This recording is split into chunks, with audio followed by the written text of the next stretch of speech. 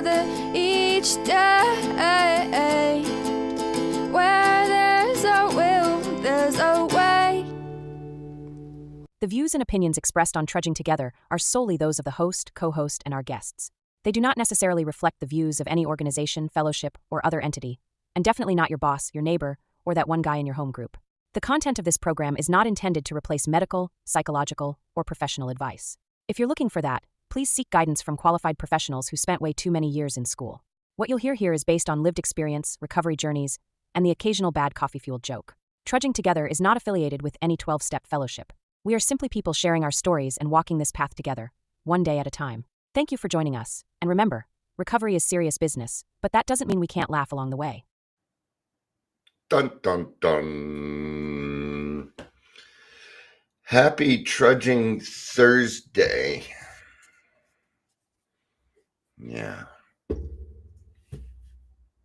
55 years.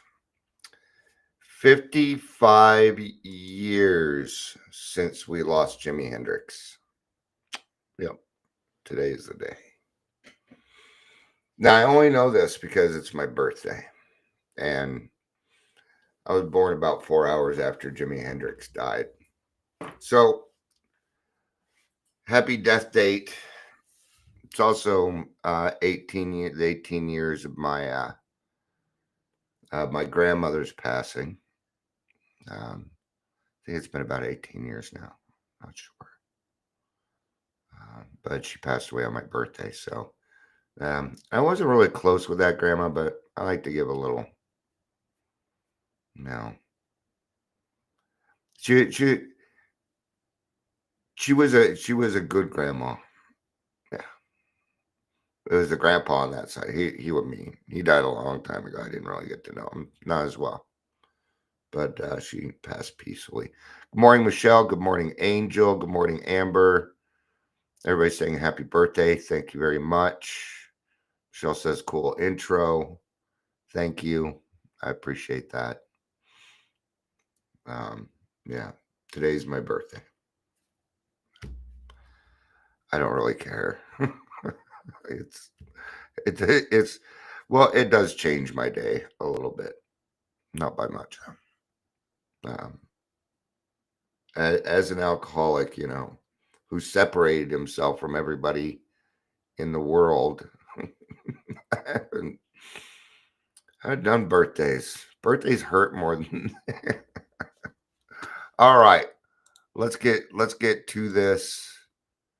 The world is having a hard time right now.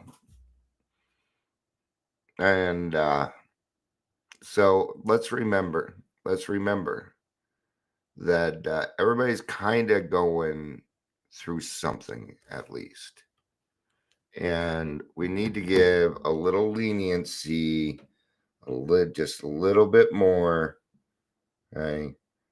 But if we keep going on this route that we're going of division, man, it's gonna start to hurt, man. So let's give a little more leeway to people having a hard time, even the ones that get on your nerves, even it doesn't matter. All right.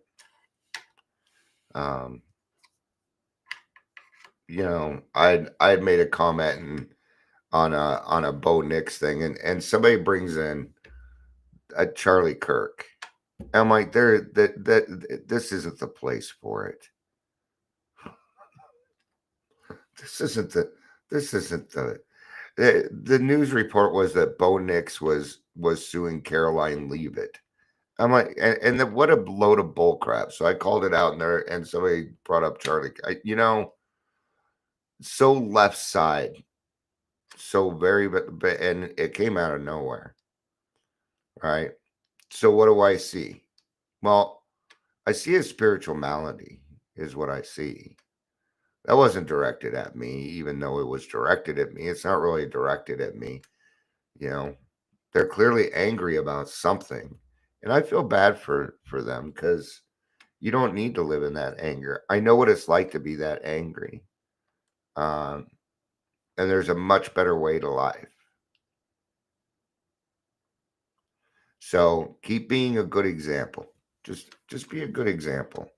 You don't really, it doesn't take much effort to be a good person. It's the having to remember to be a good person that's hard. Welcome to the Daily Trudge. My name is Dion. I am your host today. And we have a very appropriate topic, because this is exactly what happened to me and how I came back into the program. If you're here, please say hello. I beggeth you. I implore you. Say it. No, you don't need to. But I thought it was kind of fun to use words like implore. I bequeath you. When was the last time you were bequeathed? All right. Let's get a little sound going on here. We're gonna get a little sound going on. You know what time it is.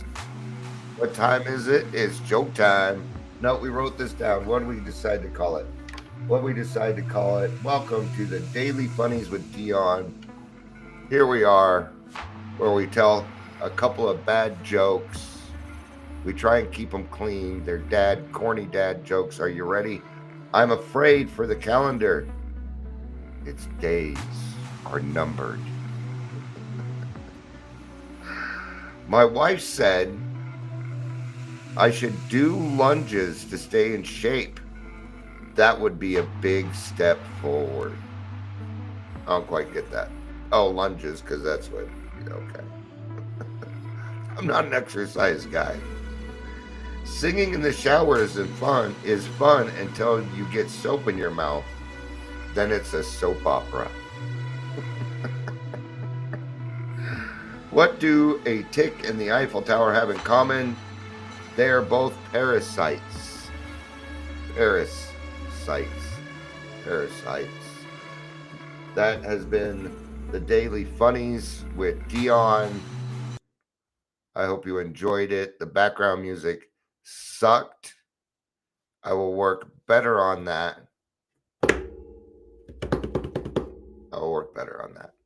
All right. Let's get started. Now, this doesn't lead anywhere except through the Best of Grapevine, and God only knows where that book's at. So, but Heather just gave me a good idea. She said St. Francis, so I could always go grab the St. Francis prayer. Now, some of us call it the 11th step prayer, but it's actually the St. Francis prayer. So you know, okay. Let's give due to the guy that wrote it, Let's do that. And I don't think his name was 11th step. Right? So this is from the Best of the Grapevine. Loved back to recovery. Our whole treasured philosophy.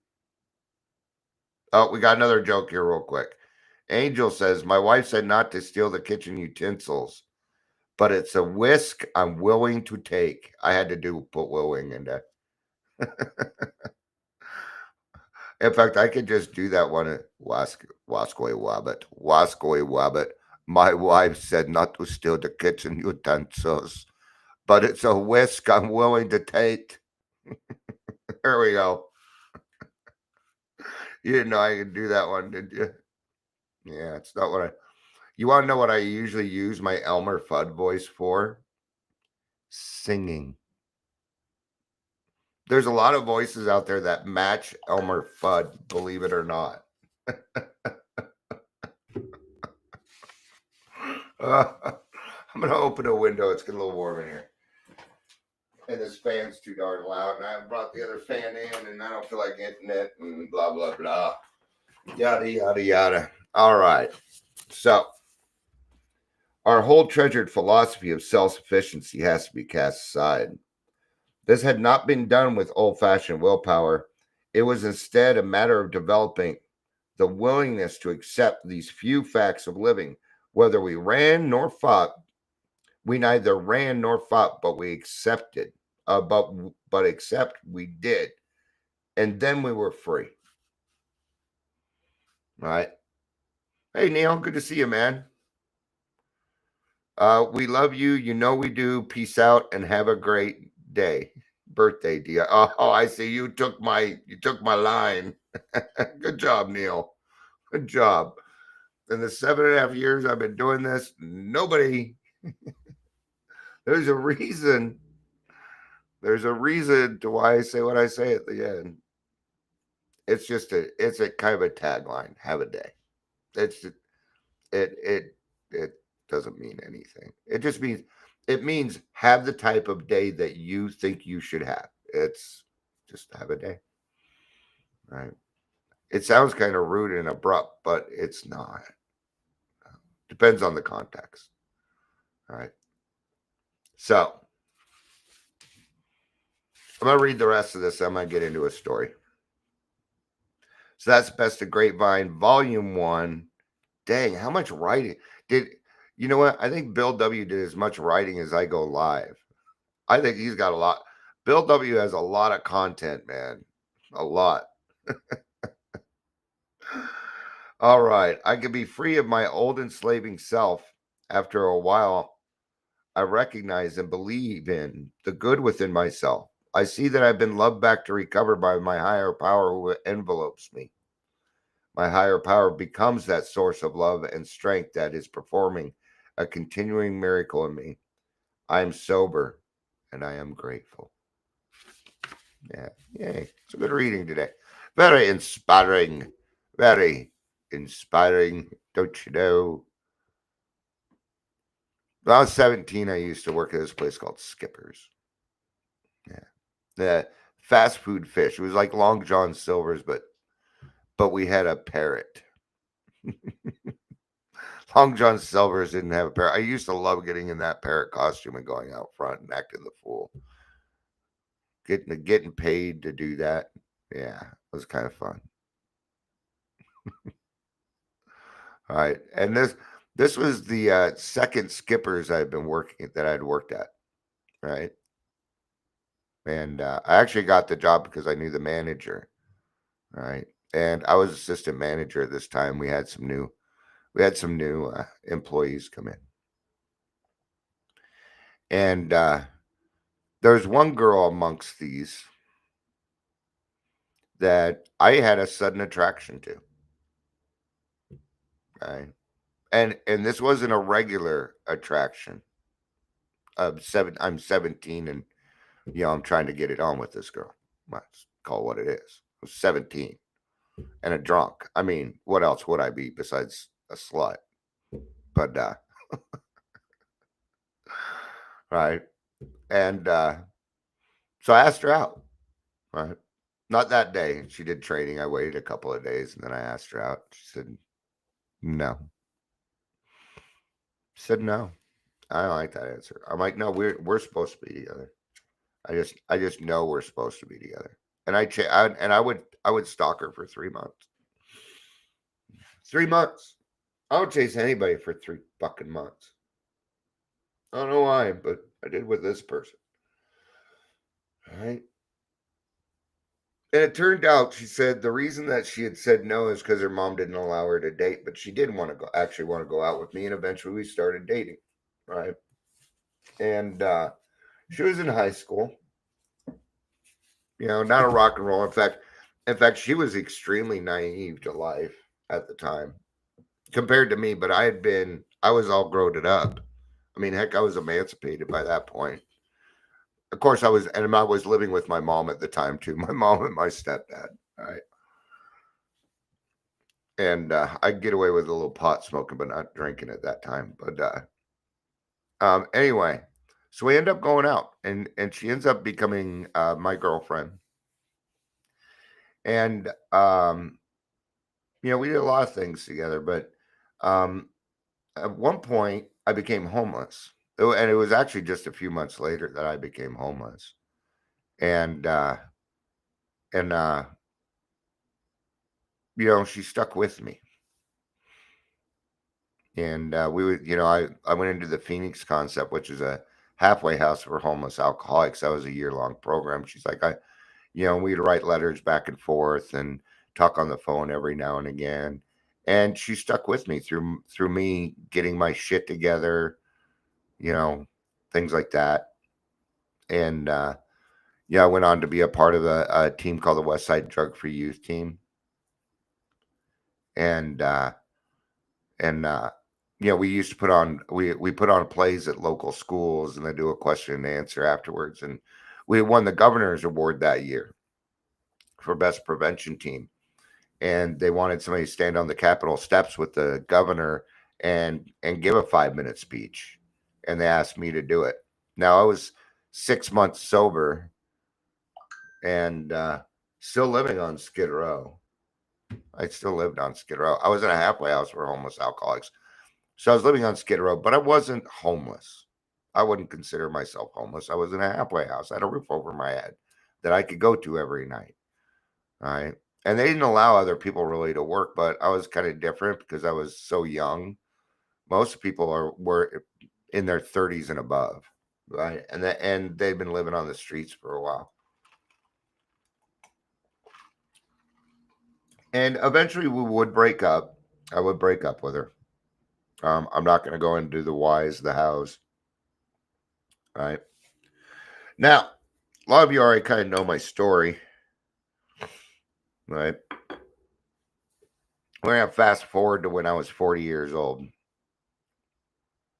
So now I'm 40 years old. And I get a friend request on Facebook from this girl. Yeah. And I wasn't going to take it. I was not going to accept the friend request. Reason being is I was too embarrassed of what I had become. But for some reason, I clicked it anyway. In about 2 weeks, we were going out again. I would move back to Colorado at 40. I'd moved out to California to drink myself to death. That was the whole point of moving to California. I figure if I'm going to die, I might as well do it where I can get a tan and party on the beach. I was there for 2 years. Never stepped foot on the beach. Never. I was a closet drinker, man. I drank alone. Right. Now, you may have figured out by now who this person is. This person is my wife, Shannon. Right. And finally the day came, I'm like, okay, I got to quit this drinking. And she would tell me things like, Dion, I know the sober Dion. So I'm going to love you until you learn how to love yourself again. And that's what she would say to me. She's like, no, I know the sober Dion. I know you're going to get it eventually. It's going to happen. And she had faith in the fact that I was going to sober up. And I think this confused a lot of people because, a lot of people are like, well, she's codependent and doing this. And I tell you now, no, if it was not for my wife and a few other people, I wouldn't be here. And she was correct. I didn't love me. It was clear. So when I came into the program, I got sober for my wife and kids. Yes, I did. There's a lot of people that still don't agree with that. To this day, I am still sober for my wife and kids. Why? Because I love them that much. But now I get to include me in that. I stay sober for myself also. Sure I do. I very much enjoy sobriety. I hope that shows. All right? I hope it shows.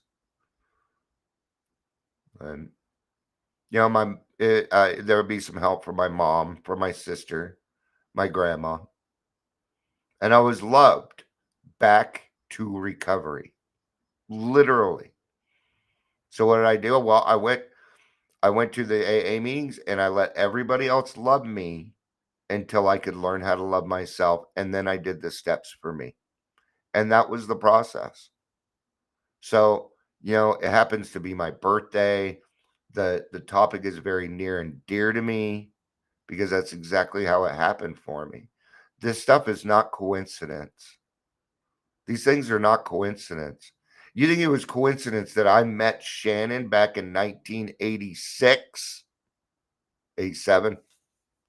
She would know better than me. All right. Now go back to the beginning of the story. I saw somebody and I knew they were supposed to be in my life. I just knew. And I chased the person too. I broke rules I don't break.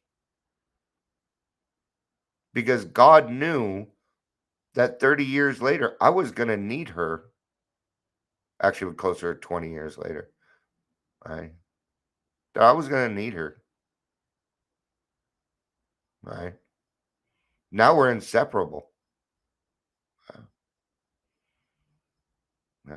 I wouldn't even bother trying to get in between us. That'll hurt.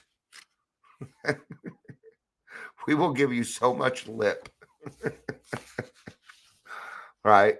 So that's the story. That's kind of the story. I hope you all enjoyed it. It'd make a nice rom-com, right?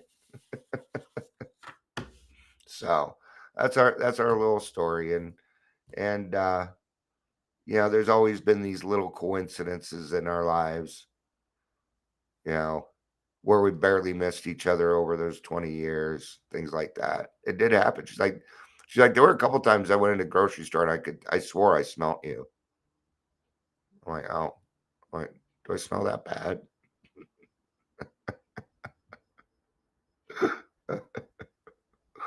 Angel says, I love your and Shannon's story. I've never heard the whole thing before. Oh, thank you. Yeah. Now, yeah, we've been through a lot of hard things.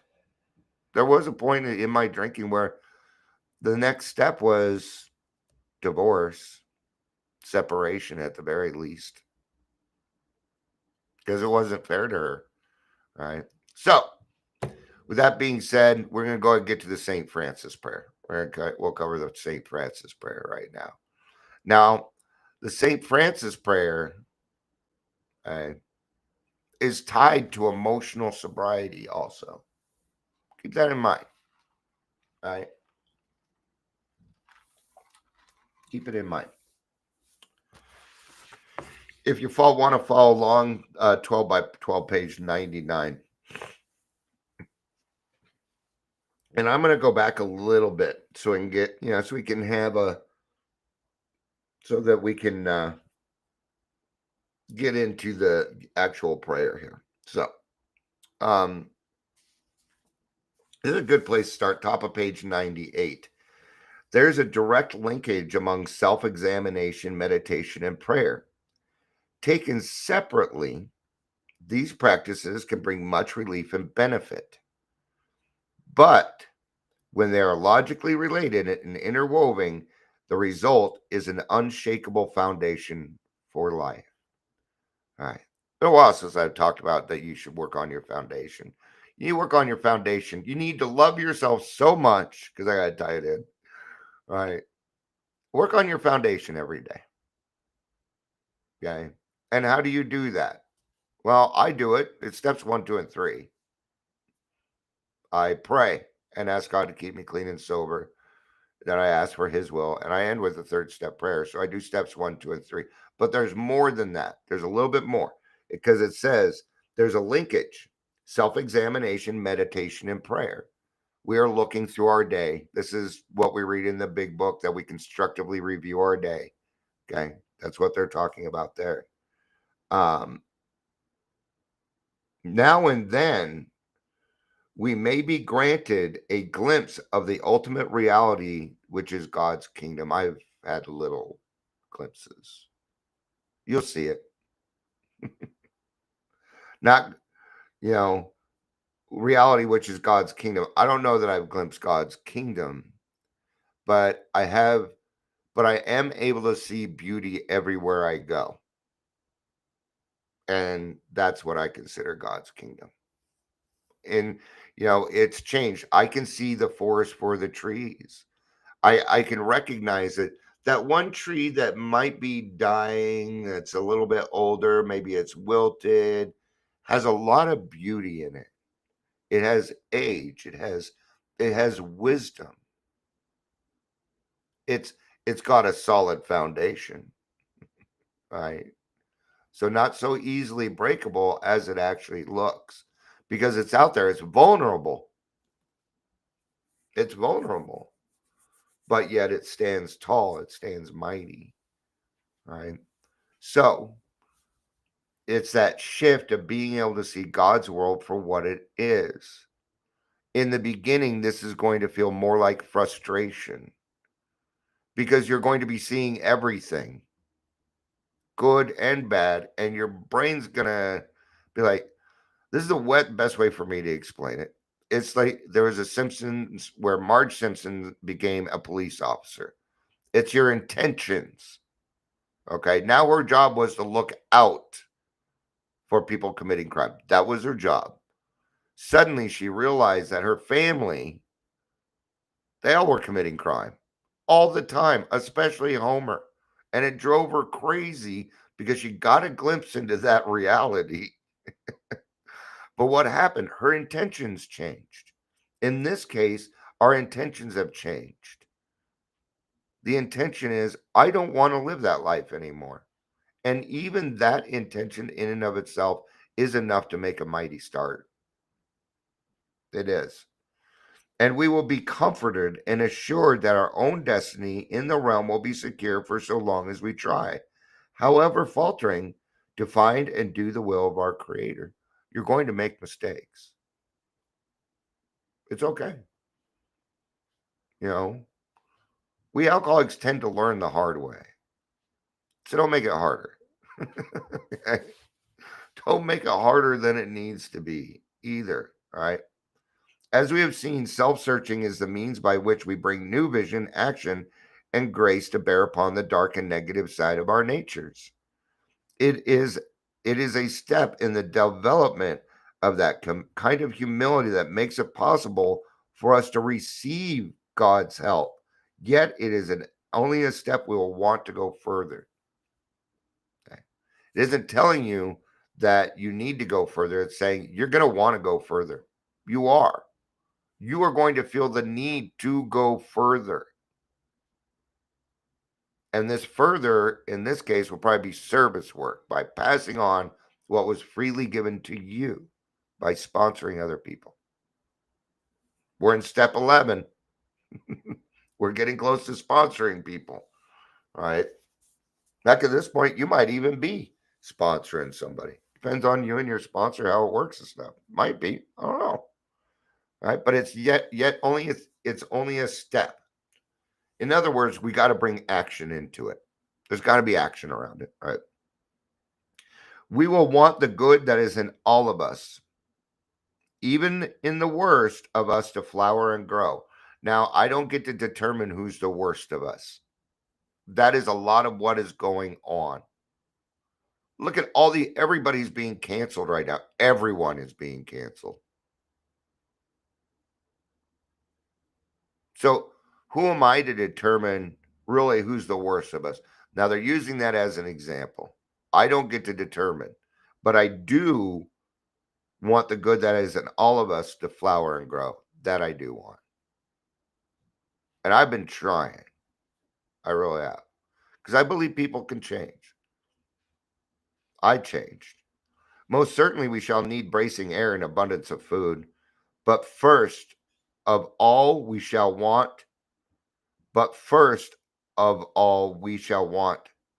sunlight. Nothing much can grow in the dark. Meditation is our step out into the sun. How then shall we meditate? The actual experience of meditation and prayer across the centuries is, of course, immense. Now, your meditation may be different than other people. I cannot sit there for 10 minutes and it's almost, I can, but I won't be meditating. I utilize things that divert my brain, is what I do. But if you can sit down quiet for 10, 15, 20 minutes, I would suggest going that route and giving that a try first. Okay. Meditation. So this is what prayer is asking. Meditation is listening. So there's another form of meditation. You ask God for some guidance, you go to a meeting and you listen. That's meditation. Listening for the answer is meditation. Sometimes you go to therapy and you're talking to your therapist and they start to give you the answer and you're listening. That is also meditation. Yeah. And it's these meditations where these epiphanies will start, right? But it's all about just letting your unconscious take over for a little bit so that it can solve the problems. It's much better at solving problems than my actual conscience, right? The world's libraries and places are worship of treasure trove for all seekers. It is to be hoped that every AA who has religious connection which emphasizes meditation will return to the practice of that devotion as never before. But what about the rest of us who, less fortunate, don't even know how to begin? Well, we might start like this. First, let's take out a really good prayer. We won't have far to seek. The great men and women of religions have left us a wonderful supply. Here, let's consider one that is a classic.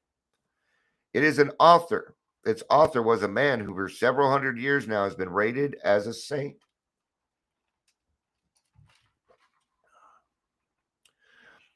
We won't be biased or scared off by that fact, because although he was not an alcoholic, he did, like us, go through the emotional ringer. And as he came out the other side of that painful experience, this prayer was its expression of what he could then see, feel, and wish to become. So St. Francis was going through turmoil. We'll put it that way. I know parts of the story. I only know enough parts to make it not true, if that makes sense. So I'm going to keep it very broad because I don't quite remember all of it. But I knew that he was going through some turmoil, depressions, mental illnesses, things like that. And it's this prayer that helped him understand that by getting through these things, the best way to do it is to give it away. All right. That everything starts with you. It starts with you. It starts and ends with you. Okay. That is your perception. And it's true for everybody. Lord, make me a channel of thy peace. A channel. A mediator. Not a mediator, but what's the word I'm looking for? Channel work. I do it here all the time. It happens with me all the time. You ever been listening to me and I'm blah, blah, blah, blah, blah, blah, blah, blah, blah, blah, blah, blah. Oh, and then this, that. Oh, what was I talking about? And then it was, oh, I don't remember. It's because I literally don't remember because I wasn't talking. I don't remember all of these. I'll do a podcast and I'll remember portions of it. It's because I want God to channel through me. The word of God's much better than the word of Dion. Yeah. Make me a channel of thy peace. That where there is hatred, I may bring love. Our job now is to be of maximum service to God and the world around us. And that includes giving love to people you do not know. Maybe somebody cuts you off in traffic. Well, instead of flipping them off, hey, God, can you help them to have a better day? I hope they can have a better day. Which one is it? It's the flipping off, isn't it? Don't worry, me too. It still happens to me. I'm a reactive person. All right. That where there is wrong, I may bring the spirit of forgiveness. Now, I like that one because it isn't saying that where there is wrong, I may be right. Nope. That if somebody does me wrong, that I'm capable and willing to forgive them. Now, remember that you're doing forgiveness for you. Okay? You're doing it for you. Oh, I've forgiven them, so I'm never going to be angry with them again. Yeah, it ain't going to work that way. Sorry. You may have to. There's some people, I like the man that raised me. I've probably forgiven him, I don't know, at least 1,000 times. I have to forgive him every day again. Not again, but yeah. Not always now. It's getting better, but yeah. All right. That where there is discord, I may bring harmony. The good one. That where there is error, I may bring truth. Woo, that I may bring truth. Now, the truth needs to be discovered. It needs to be sought for. All right. I bring a lot of truth. And I'm getting better because I wasn't doing the best at confronting people on it. And I'll use rock bottom as a people like one guy, I just saw one earlier. They're like, somebody called me a drunk and I yelled from rock bottom, oh yeah, watch me, or something like that. To me, rock bottom is death, because it is. I mean, if you can't go any further, what is it? Well, it's death. All right. And but just because you have the truth, just because Dion may see it as the truth, doesn't mean I have a right to shove it down their throats. See, there's got to be kindness involved and understanding, right? What's the saying? You'll catch more flies with honey than poop. I don't know if that's true or not, though. And I don't think that's the saying. I think it's the other way around, actually. And I think I'm mixing up flies and bees. I don't know. But you're alcoholics and you probably understand what I'm saying, right? That where there is doubt, I may bring faith. That's a big one. We do it in meetings all the time. Newcomers come in doubt and we provide them hope. It's exactly what Alcoholics Anonymous is. That's a great one. Very, very good. All right. That where there is despair, I may bring hope. That where there are shadows, I may bring light. When I walk into a room, the shadows run. They leave. I mean that in a literal sense. Nothing is more powerful than the Word of God. Nothing's more powerful in this whole world than the Word of God. You don't scare me. I've been dealing with demons my whole life, man. Don't scare me. Fuck, we used to be good friends. I got dirt on them. I got dirt on Beelzebub.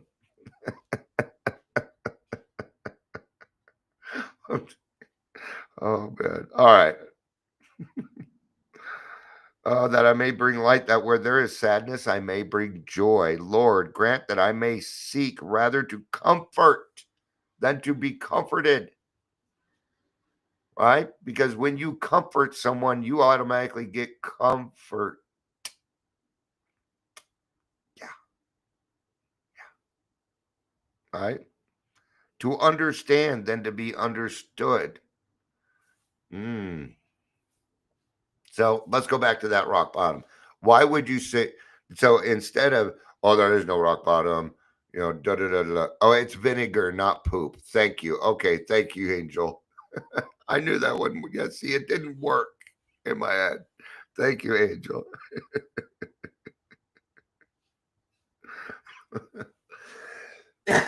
All right. So to understand rather than be understood.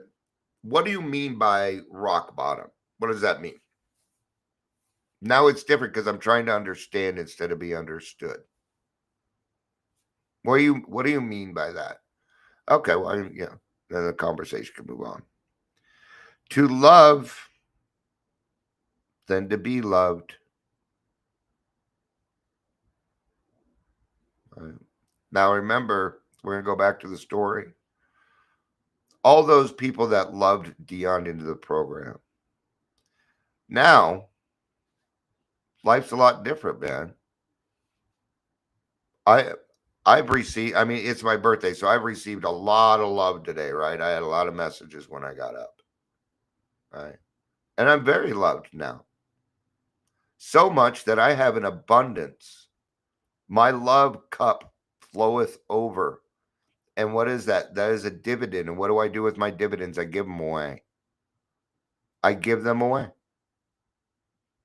Because I have more than I need.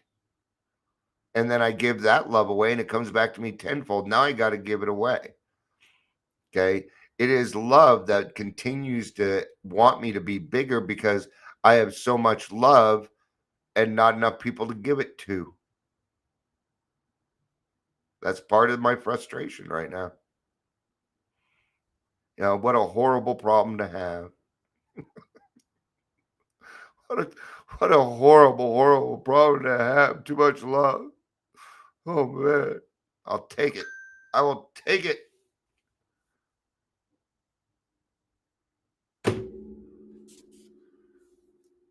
For it is by self-forgetting that one finds. It is by forgiving that one is forgiven. It is by dying that one awakens to eternal life. Okay. And there's the key to forgiveness. You got to forgive other people to be forgiven. It's got to start with you. Okay. Because you can't transmit something you don't have. And if you're not forgiving, then you can't be forgiven. It's got to be reciprocal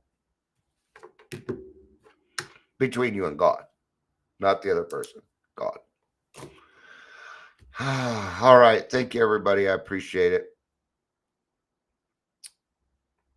I'm going to do a couple things and then get out of here. I got an SD card I got to take over to Amber. She's headed to the dunes. I'm going to take that back to her.